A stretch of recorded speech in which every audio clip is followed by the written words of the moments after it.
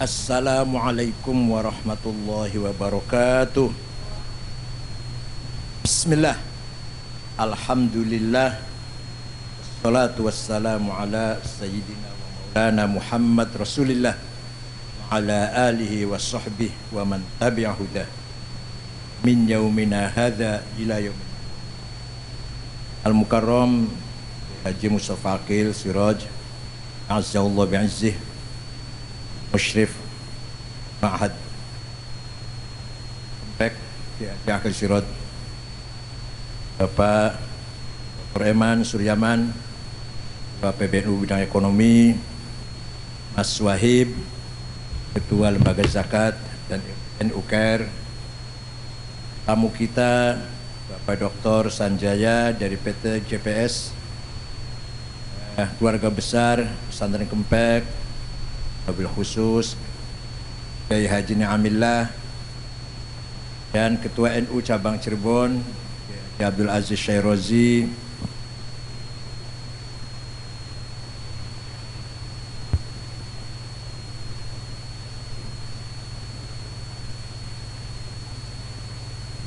pengurus Lazis dari berbagai cabang yang hadir, Abu sekalian, Kiai Arwani monggo, Roy Syuriah, Cabang NU Cirebon,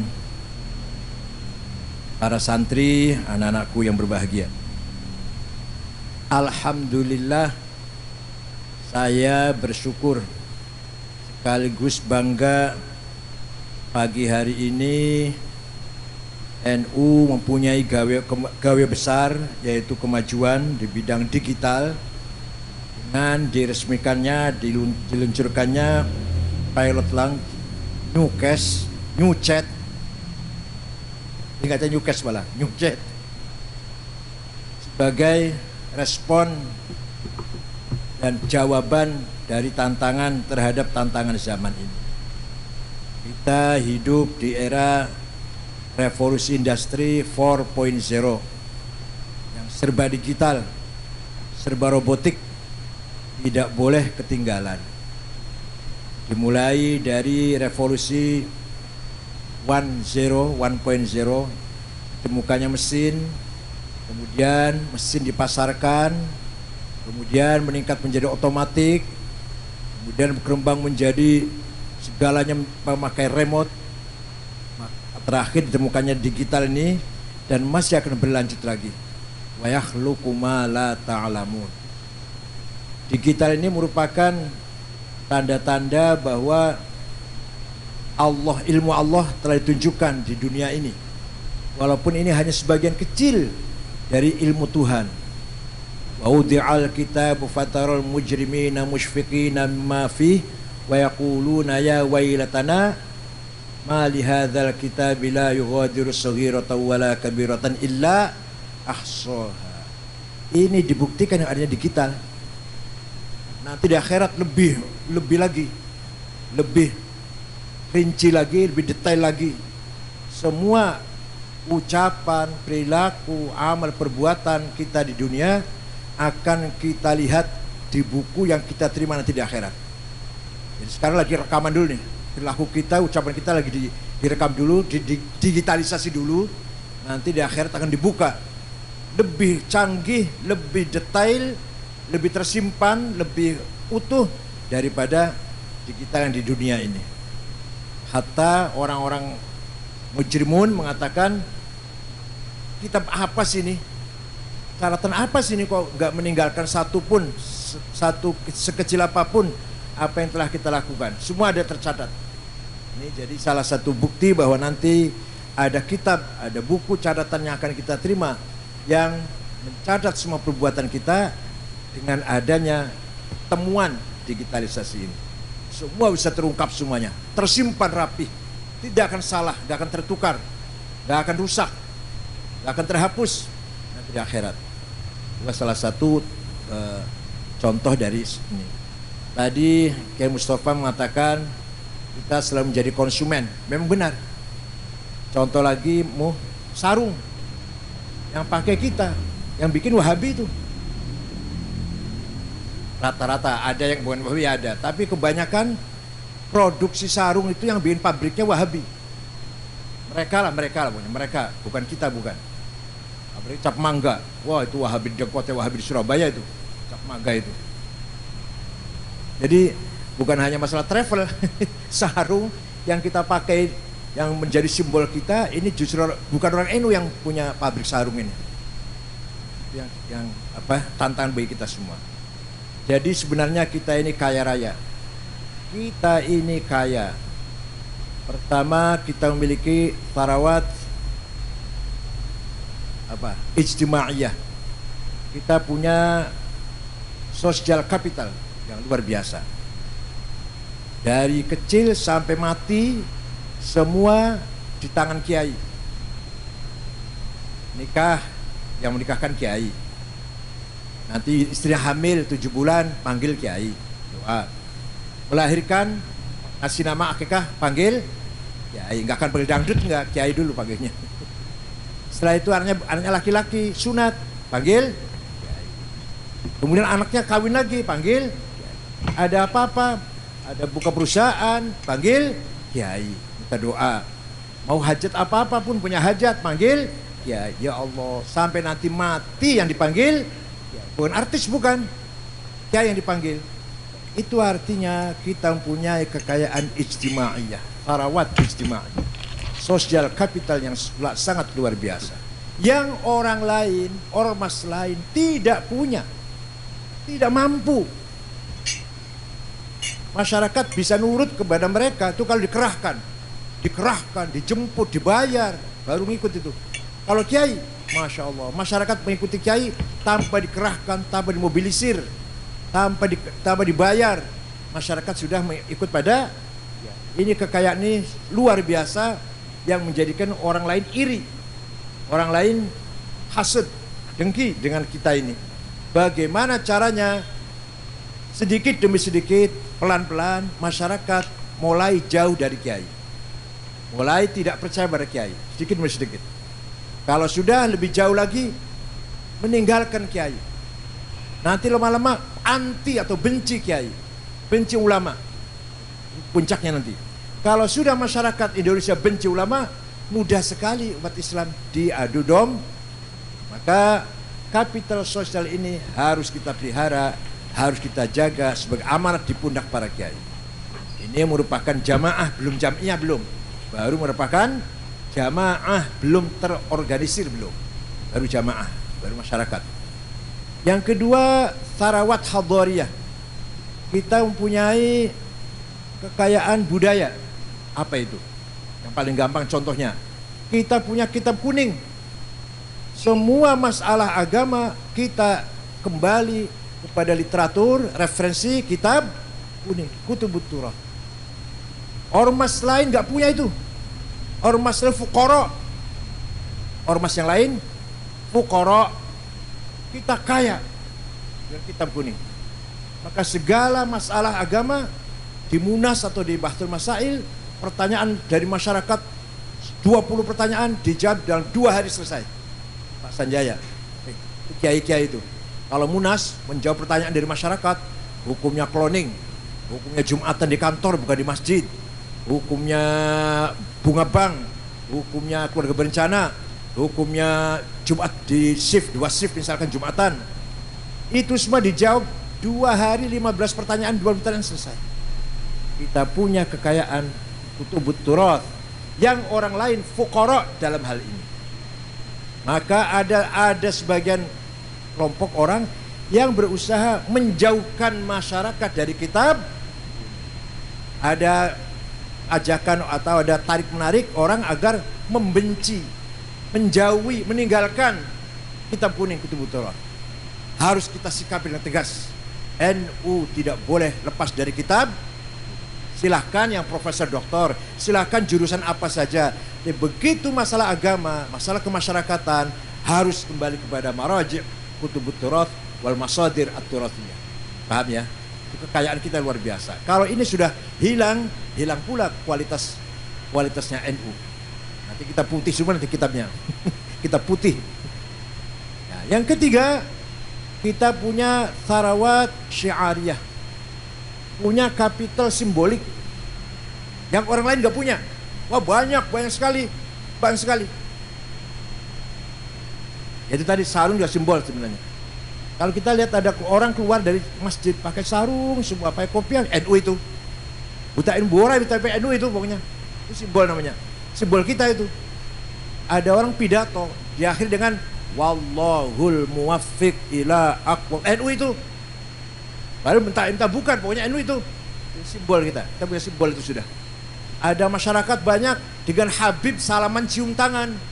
Dengan Kiai salamannya cium tangan. Lewat depannya menundukkan badan. NU itu.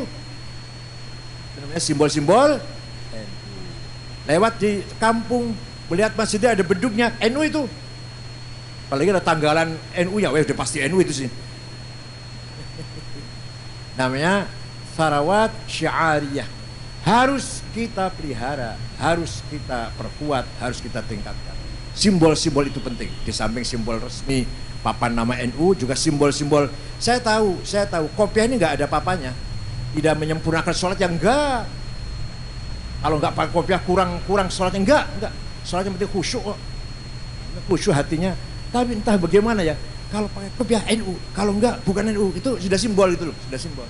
Padahal saya tahu, kita mau tahu lah. Apa sih kopiah ini?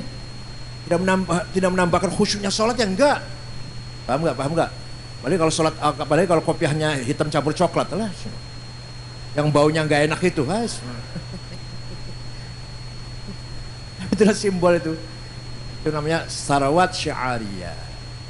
Nah, yang lumayan mulai kita memiliki sarawat sia-sia. Kapital politik kita mulai lumayan Wapres NU, Gubernur Jawa Timur NU, Wakil Gubernur Jawa Tengah Gus Yassin NU, Bupati Wali Kota Bupati Cirebon NU ya, Bupati Cirebon NU, lumayan. Walaupun belum bisa mewarnai sistem birokrasi pemerintah. Orangnya sudah NU, bupatinya sudah NU, tapi belum bisa mewarnai birokrasi dengan ala NU, dengan semangat NU. Wapresnya NU, tapi Wapres belum mampu mewarnai, mewarnai saja dulu birokrasi yang punya semangat Nahdlatul Ulama, semangat santri lah, belum bisa itu, jauh masih. Baru lumayan Wapresnya NU, Gubernur NU, Bupati NU, belum bisa mewarnai manajemen atau semangat manajemen santri, semangat birokrat santri, itu belum bisa sampai ke sana. Dulu yang membangun pusat-pusat politik tuh para wali songo. Yang bangun kota Cirebon Sunan Gunung Jati, penguasa kota Cirebon, penguasa kota Banten Hasanuddin, penguasa Demak Raden Fatah, penguasa Surabaya Raden Sunan Ampel. Begitu ceritanya langsung. Kemudian datanglah penjajah, kiai-kiai meninggalkan pusat-pusat perkotaan demi menyelamatkan akidah dan syariah dan akhlak, ke kampung-kampung, ke pelosok-pelosok membangun pesan. Jadi pesantren ini merupakan benteng akidah, syariah, akhlak, tapi masih mempunyai dampak politis, masih mempunyai bobot politis. Artinya luas loh ya, seluas, bukan berarti praktis, bukan berarti kiai kemudian langsung bupati, enggak. Tapi pesantren ini diam-diam, ini kalau bisa memahami omongan saya dalam ini, pesantren bisa diartikan penguasa-penguasa di tengah-tengah masyarakat. Kerajaan Kempek, kerajaan Buntet, kerajaan Babakan, kerajaan Arjenangun, kerajaan, dikira kumul-kumulnya orang pengangguran apa? Pesantren di samping ta'lim, tadris, mengamalkan ibadah, mempunyai bobot politis. Maka bupati yang calon DPR kalau yang jadi harus datang ke pesantren. Calon bupati kalau menjadi harus datang ke pesantren. Asal amplopnya coklat. Masa punya putih yang pinggirnya air mel itu, yang biru merah itu, ya Allah, itu sih sholawatan ngimami mayit itu sih. Amplop yang coklat gitu loh, coklat yang besar itu loh. Amplop air mel itu, air mel yang pinggirnya merah biru itu sih amplop sholawat ngimami orang mati itu sih. Gak lepas dari masa lampau. Ini bercanda itu sih, lepas dari masa lampau. Pesantren mempunyai dampak politis, bobot politis. Diakui atau enggak diakui? bagi peneliti, bagi pengkaji tentang sosiologi, antropologi, menganggap pesantren merupakan pusat politik masyarakat Indonesia. Pusarnya politik, gerakan politik santri dimulai di pesantren. Jadi pesantren merupakan kerajaan-kerajaan kecil.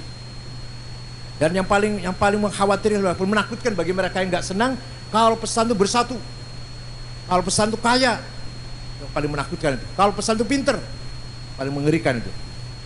Terakhir, yang masih jauh panggang dari api, tarawat maliyah.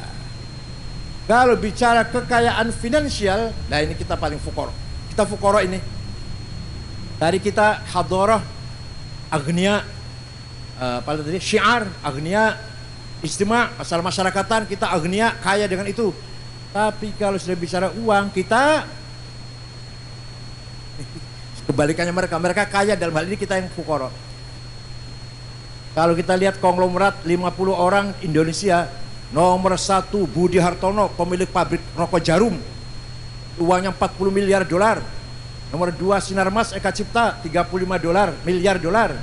Nomor 3 Tanoto, nomor 6 Khairul Tanjung. Saya cari 50 orang itu nggak ada yang namanya Jumadi, Solikin, nggak ada. Madrais, Dulkipli, nggak ada tuh, ya Allah. Itu nama-nama orang NU itu, nama orang NU kan, Somadi, Jumadi, Solikin, Dulkipli, Madrais, salah Dulmanan, Dulkanan.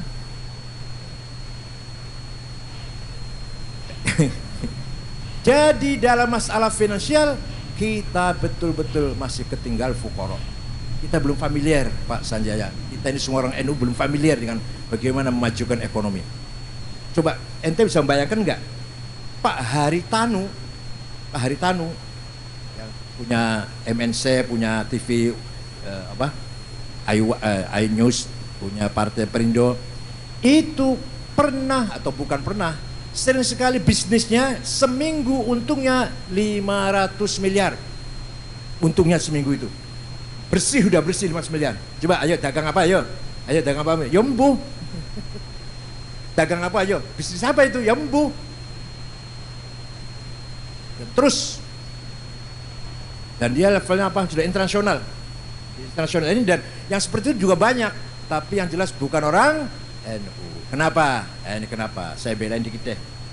Karena memang kita dilahirkan dari keluarga yang tidak pernah peduli dengan kekayaan. Ayah saya itu Pak Sanjaya pagi ngajar sampai zuhur, zuhur ngajar sampai asar, asar ngajar sampai maghrib, maghrib istirahat terima tamu atau makan malam, lepas isya ngajar sampai jam 10 setengah 11. Gak pernah mikirin dari mana makannya, dari mana sumber hidupnya, gak pernah. Tapi ya makan tuh, makan juga sih.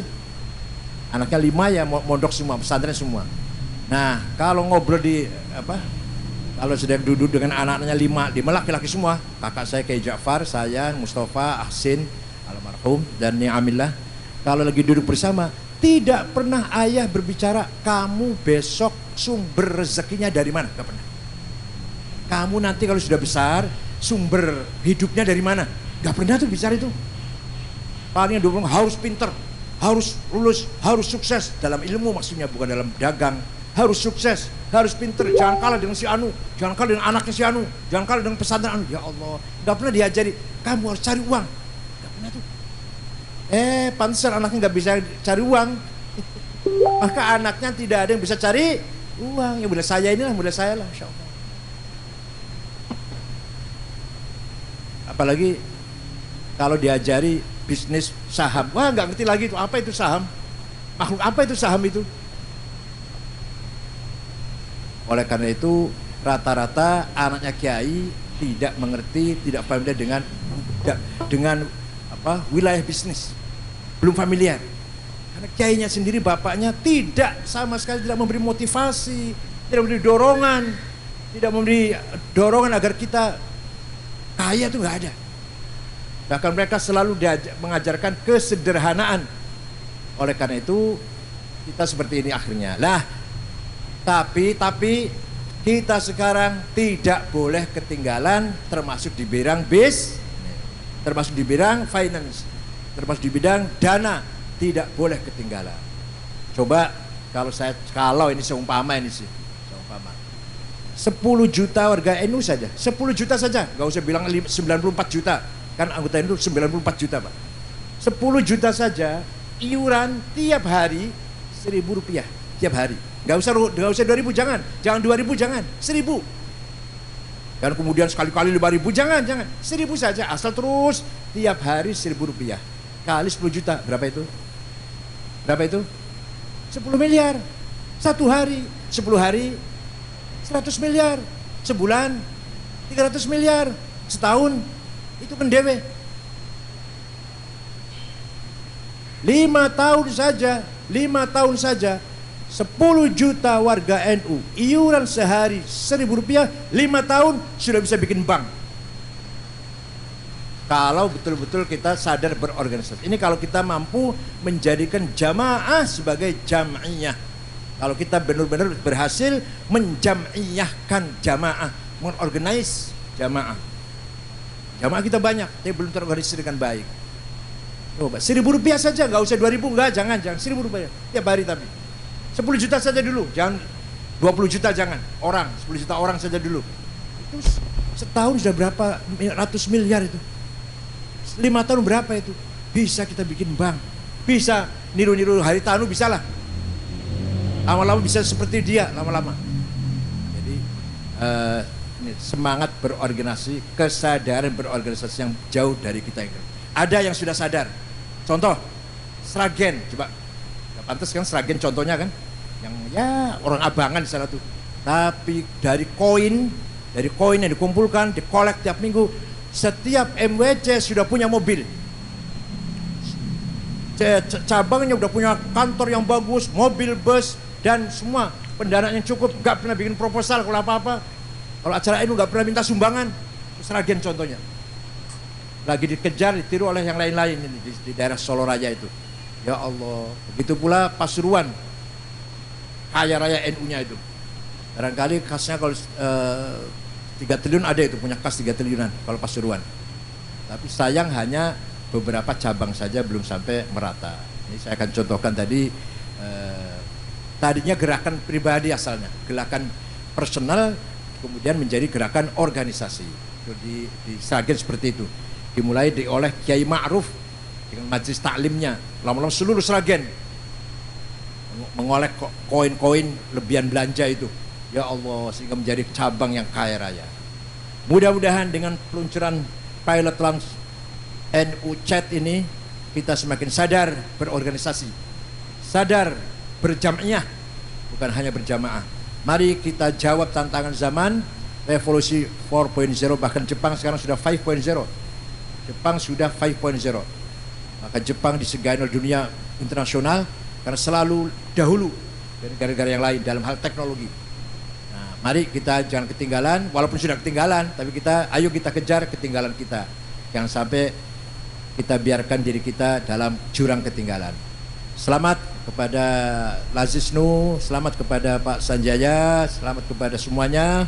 Insya Allah New Chat ini bermanfaat bagi kita semua, barokah bagi kita semua. Li'a'lai kalimatin nahdlatil ulama. Syukran wa dumtum fil khairil barakati wan najah. Wallahul muwaffiq lakumut thariq. Wassalamualaikum warahmatullahi wabarakatuh. Waalaikumsalam.